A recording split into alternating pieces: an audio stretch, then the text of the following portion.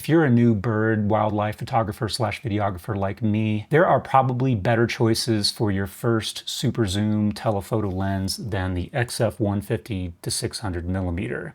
It's big, it's cumbersome, it's kind of expensive, and it's also slow. Slow meaning that the maximum aperture when you're zoomed all the way out to 600 millimeters is only f8. As somebody who's just learning as a hobbyist, it probably makes a lot of sense to get a cheaper, smaller, lighter version of this lens, regardless of what system you're on. However, I don't always make the smart choice. I just do what I want.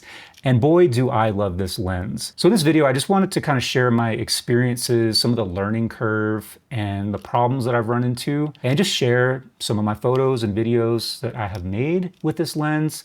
And I want to reiterate that I am a hobbyist and enthusiast. So nothing in this video is spectacular by any means, but it's more just like a learning experience for me. And I wanted to share that with you. I don't really want to get into the specifics of this lens in particular in this video, technical specifications, deep dive analysis, sharpness, all that stuff.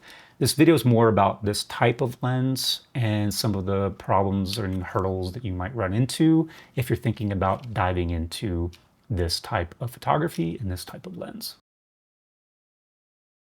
After picking up this lens at the camera store, I stopped at a park that I just saw as I was driving past and just wanted to try it out. There were lots of birds around, and I didn't pay super close attention to my settings. I was using the X-H2S. Pretty much everything you see in this video is going to be with the Fujifilm X-H2S. I'm pretty sure I had it on bird autofocus. I know I was using mechanical shutter. I was really encouraged by a lot of the photographs that I was able to get. They were sharp and they were well exposed. So first impressions were very encouraging. Since I am using the X-H2S, I want to take advantage of that amazingly fast sensor. It's a really fast camera that's specifically meant for things like fast action, birds, wildlife, sports, with an electronic shutter that can shoot 40 frames per second with continuous autofocus. As I try to optimize the settings for that purpose, the results that I got were noticeably worse. I went out on a hike or a walk and took probably 1,000 photos, and pretty much all of them were blurry. I wasn't sure if it was an autofocus setting that I messed up, if my shutter speed was just too slow, or if it was any number of other arcane, mysterious settings deep within the Fujifilm menu system.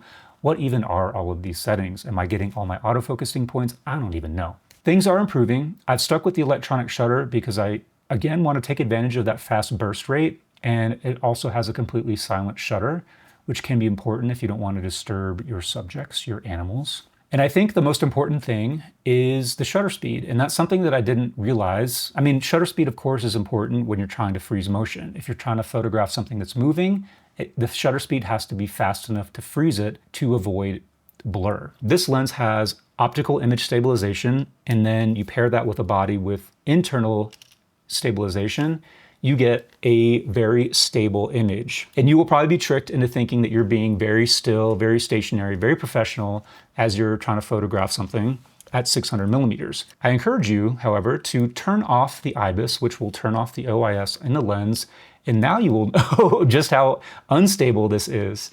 When you're zoomed in to 600 millimeters, any slight movement, any sway is greatly exaggerated.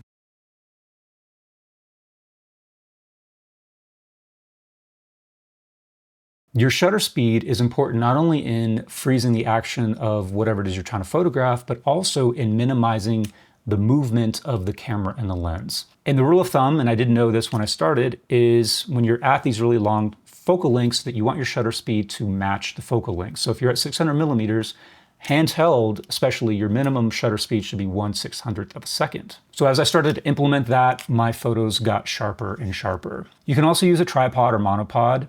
That will help you out, but that also makes it a lot more cumbersome to move around and set up your shots. It's important to chimp often and make sure that your pictures are sharp. If you're new to photography, you don't know what chimping means. It essentially just means that you're reviewing your pictures on the LCD or the EVF. I don't remember why they call it chimping. But yeah, so just make sure that you are looking at your photographs and that you're punching in to check to make sure that they're sharp and focused. If you just look at the LCD, especially without punching in, it can be misleading. You might think that your pictures are sharp when they're not. You go back and look at them on your computer and your pictures aren't sharp. So make sure, if they are blurry, then you've got to increase your shutter speed.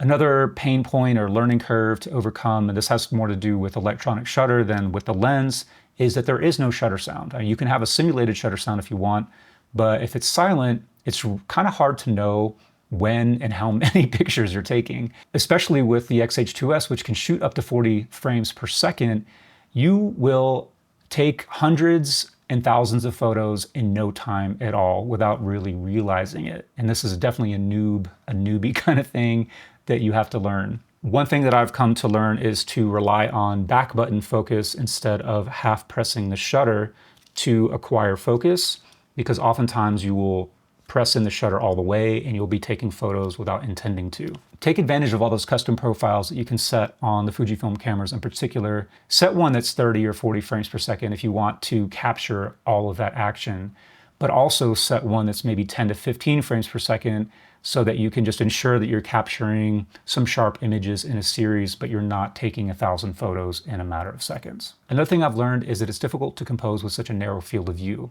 I mean, it's not more difficult necessarily, it just has a different set of challenges in comparison to a wider angle lens. It's not necessarily hard to frame up your subject like in the center or on a third or something like that, but like I mentioned with the IBIS and the OIS, any slight shift in where you're pointing this lens results in a massive change in what it is you're actually capturing. So if you move just a little bit to the left or the right, everything changes. When you see something cool, you see a cool bird in flight or something that just landed on a branch, your initial instinct is just to raise up the camera and start snapping away. And what I've had to try to coach myself to do instead is take a second or two to consider where I am in relation and what's between me and what's behind that subject. And before I start pointing the camera at the subject, to try to maneuver myself in a way that's going to position everything else in a cool way. I found that I spent a lot of time cropping and reframing in post, which isn't necessarily a bad thing. It might be a good idea with a lens like this to frame a little bit wider than you might want to. I think your instinct is going to be to try to zoom in as close as possible. And if you can get it right in camera, that's obviously optimal. You're not going to lose any resolution.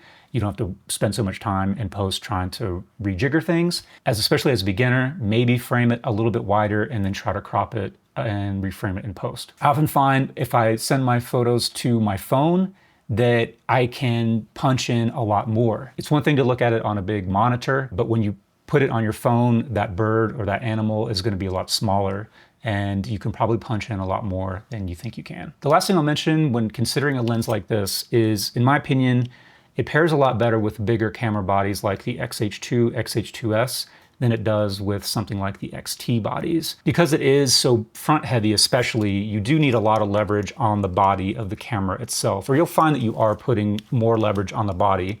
And because the XT series is a lot smaller and more compact, I find that I often press some of these buttons here on the front on accident. So not to say that you can't use it with the smaller bodies, but I'd say it's better with the bigger bodies, and if you are going to use it on something like the XT5, XT4, etc., using it with a tripod or a monopod will be a lot easier. The best thing about a lens like this is it just made me take opportunities to be outside, to go outside, to be still, to watch, to listen, and observe, and just wait for things to happen. Even if I'm just sitting around before or after work, dawn or dusk especially, I can just take a few minutes to go outside and just see if anything cool is happening. And the great thing about a lens like this is that whatever is happening, you can bring it a lot closer to you. As I said in the beginning of the video, there are alternatives, regardless of the system that you're on, that are cheaper, lighter, and probably easier. And if you're just getting into this, especially if it's just a hobby, it probably makes a lot of sense to go for one of those alternatives. But as the saying goes, buy nice, don't buy twice. I don't think that's the saying. Whatever, you know what I mean. I really enjoy this lens. It's been a huge learning curve, but it has brought me a lot of joy, and I think that is probably the most important thing. So anyway, I hope you enjoyed the video. If you have any questions, you know where they go, and as always, I really appreciate you watching. Maybe I'll see you in another one.